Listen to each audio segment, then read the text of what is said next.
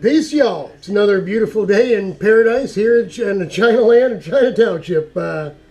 It's Friday, August 22, about an hour and a half before my second appointment in the decompression program and laser. Man, I'm feeling great. I am really feeling great. I obviously am still... I don't know what the adjective to explain it. Susceptible to injury. I'm still soft. I'm not protected. I don't feel, that I'm normal by any means. But I can walk around. I just, like a dumbass, inadvertently picked up a dirt shovel behind the garage and flipped a couple burnt pieces of wood that I found buried in the pit back there when I hurt my, when I was digging up that dirt and hurt myself, and moved them out of the way because Brother Kenny's here. I ran him through the operation of the mower and he's out there running it, and I figured, you know what? It's best with my brother Kenny to just tell him how I do it, show him how the startup procedure is, and that he has to reverse that procedure fully if he wants to get off it, get a drink, do something, and then get back on, because if he doesn't, he'll get back on and it won't start, and he won't know why. So if the blades are still engaged when you shut it off, when you go to get back on, no matter brakes on, it doesn't matter. It won't start because the blades are engaged. So you have to disengage the blades and all that kind of thing. So I ran through this a couple times when we walked over to the side 40, and I figured it. He says, "Listen, I'm just going to do it. We're wasting time here." I'm like, "Okay." Best thing for me to do is just walk away. I don't want to be out there standing there watching them. Out in the country, you will be cutting grass and hear, you run over a branch or something you didn't see in the long grass, or you hit a piece of rubber hose that's been out there forever. Who knows? Who knows? So you can't be wound up by that point. And I'm sure, for him sitting right on top of two blades that are turning and having the first time, it probably freaked him out.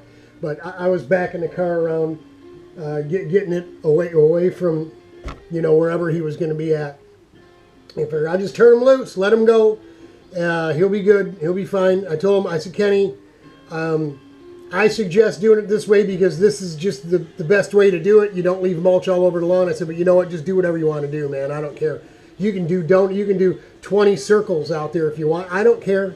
I don't care if you leave mulch everywhere. As long as you're not blowing it all over the cars and the trailer, and you're not filling my now defunct lean-to canopy." Yeah, rain, wind, something in the last few days has torn half of it down, and I didn't even know it until today. So we need to get our carport up, Brother Rich.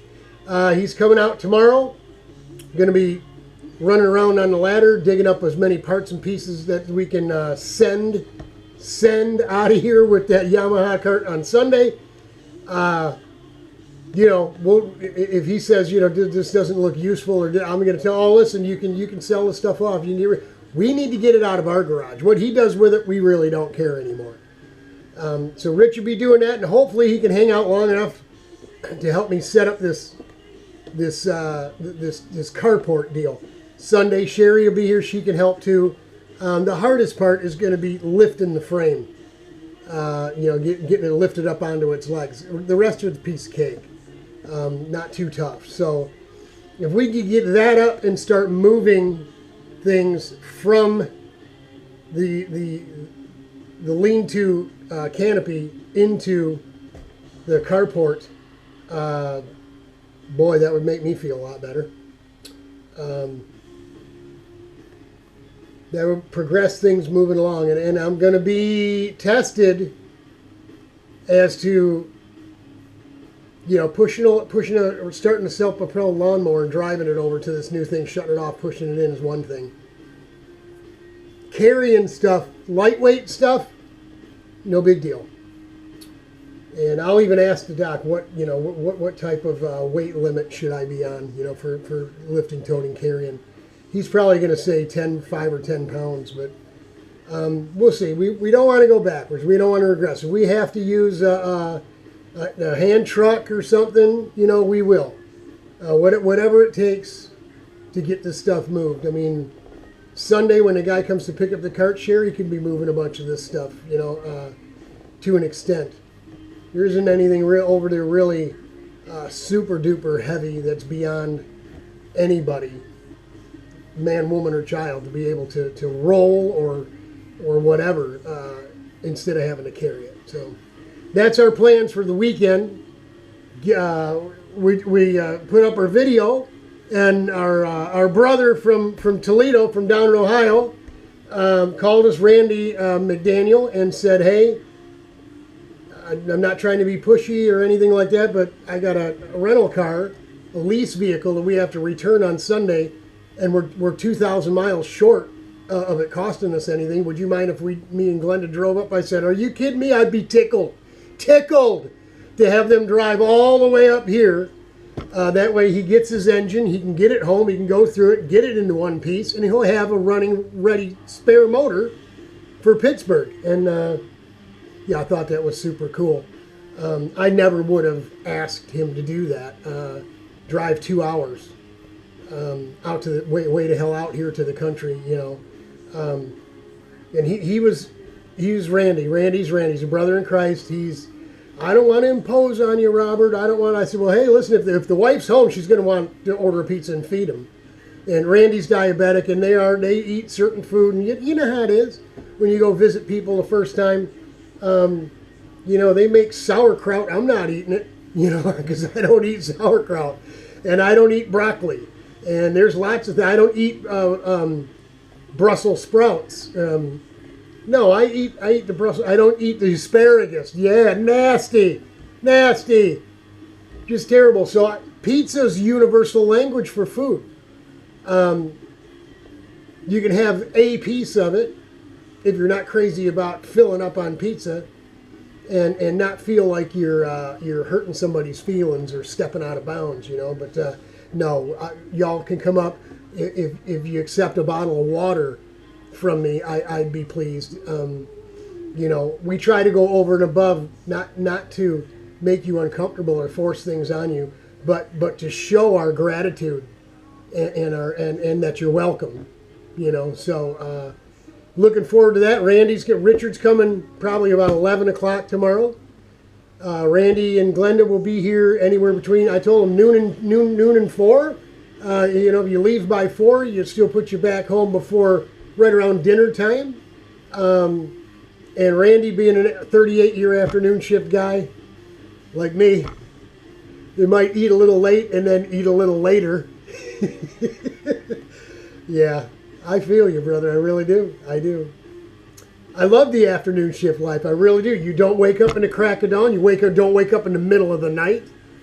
When you wake up, the sun's up. By the time you get through some coffee and get going, right now it's 8 minutes after 1 in the afternoon, but that it's not abnormal for me to get started at noon, 1, 2, even 3 o'clock. And especially if it's Friday and I know it's free for all Friday. I don't have to have anything worked up for dinner. So she's going to come home. She might order a pizza on the way home, pick it up on the way in. We don't do that too often. But it could be a grilled cheese night. Doesn't take too much effort to butter 4 pieces of bread and throw some cheese on, throw it on a pan, so she can, you know, she's not dumb. She can cook. She's Italian, okay?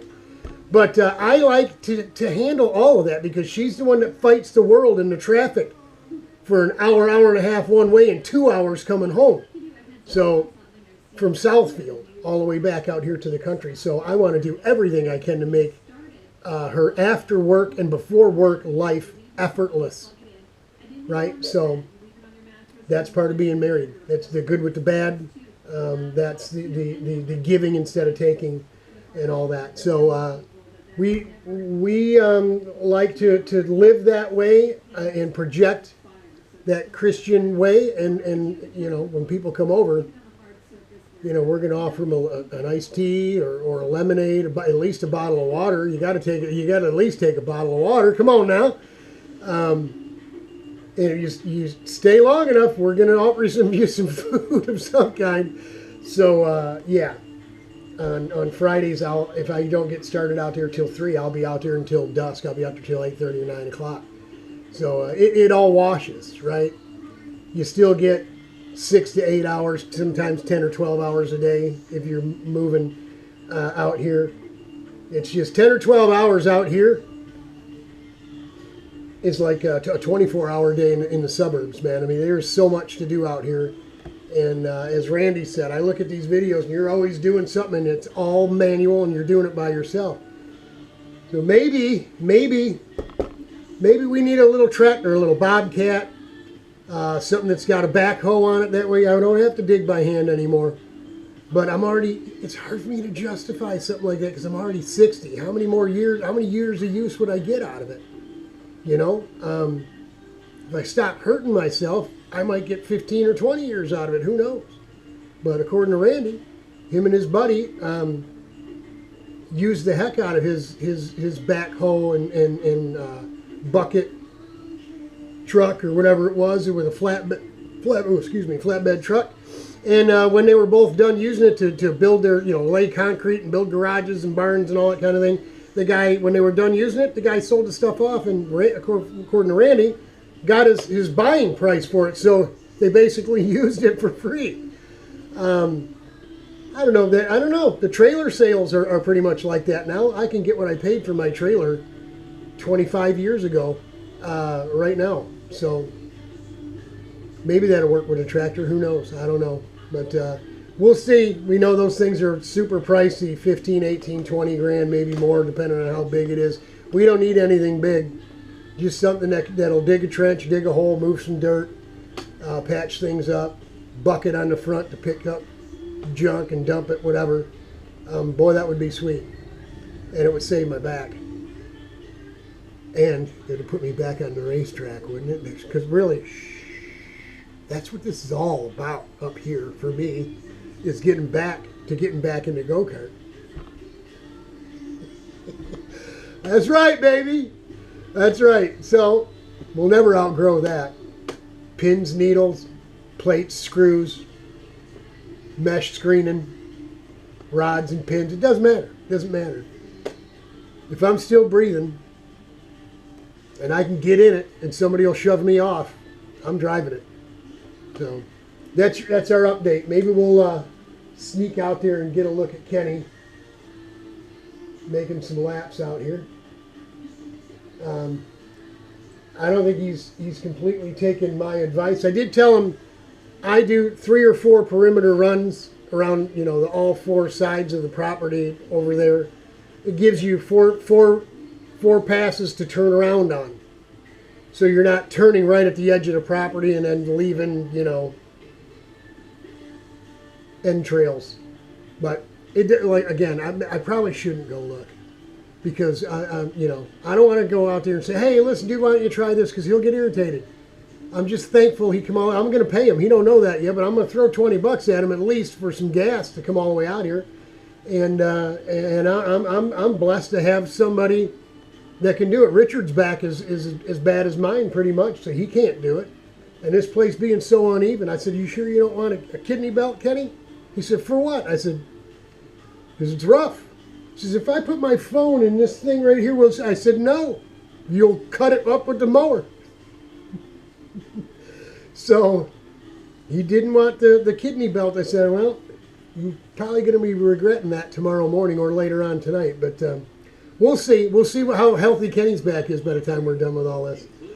So for right now, August 21, maybe we'll bring you another clip later on if I'm feeling like Superman or something. But I'm pretty pleased with one round of this program. To just completely turn things around. Still no sciatica. I got a little irritation right in the spine. But other than that, I can't complain. Godspeed, God bless y'all. Hang in there. Thanks for the prayers, and I'm praying for y'all. Each and every one of you. I want you to know Jesus, because he's coming. You're going to meet him whether you want to or not. I prefer you met him on his grounds instead of your own. Hang in there, man. I love you.